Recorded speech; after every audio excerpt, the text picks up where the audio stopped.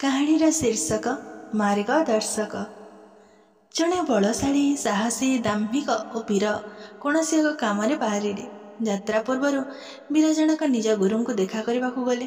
ଗୁରୁ କହିଲେ, ବାବୁ, ତୁମେ ଜାଣିଛ ତ ତୁମର ଅନେକ ଶତ୍ରୁ, ତେଣୁ ଦେଖି ଚାହିଁ ଯାତ୍ରା କରିବ। ଦରକାର ବେଳେ ତୁମକୁ ସାହାଯ୍ୟ କରିବା ଲାଗି ଏହି ଯୁବକଙ୍କୁ ସାଙ୍ଗରେ ନେଇଯାଅ। ଏତକ କହି ଗୁରୁ ଯେଉଁ ଯୁବକଙ୍କୁ ଆଣି ସେଠାରେ ଉପସ୍ଥିତ କରାଇଲେ, ସେ ଥିଲା ଅତ୍ୟନ୍ତ ଦୁର୍ବଳ ତରୁଣଟିଏ। ତାକୁ ଦେଖି ବୀରକୁ ହସ ଲାଗିଲା, କିନ୍ତୁ ଗୁରୁଙ୍କୁ କାଳେ ଅପମାନ ଲାଗିବ, ସେଥିପାଇଁ ସେ ଚୁପ୍ ରହିଲା।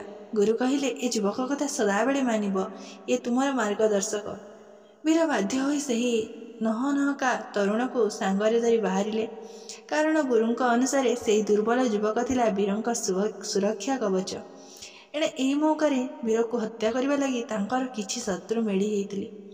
ବୀର ସେ ଯୁବକ ଏକ ଅପରିଚିତ ସହରର ଧର୍ମଶାଳାରେ ରାତିରେ ଶୋଇବା ବେଳେ ସେମାନେ ଆକ୍ରମଣ କଲେ। ବୀର ଉଠିପଡ଼ି ଅସ୍ତ୍ର ଧରି ସଜ ହେଲା ବେଳକୁ ଦୁର୍ବଳିଆ ସହଚର କହିଲା, ଭାଇ, ପଛ ଦ୍ୱାର ଦେଇ ପଳାଇବା ଚାଲ।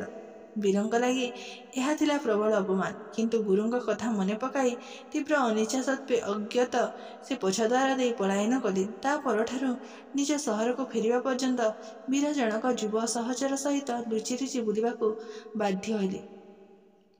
ତେଣୁ ଅପମାନର ଜର୍ଜର ହୋଇ ସେ ଗୁରୁଙ୍କ ପାଖରେ ନିଜ ଅସନ୍ତୋଷ ବ୍ୟକ୍ତ କରନ୍ତି। ଗୁରୁ କହିଲେ, ବାବୁ, ତୁମେ ଯଦି ସଦାବେଳେ ତୁମର ବୀରତ୍ୱ ଦେଖାଇବାକୁ ଚାହିଁବ, ତେବେ ଅଚିରେ ବିନାଶ ହୋଇଯିବ।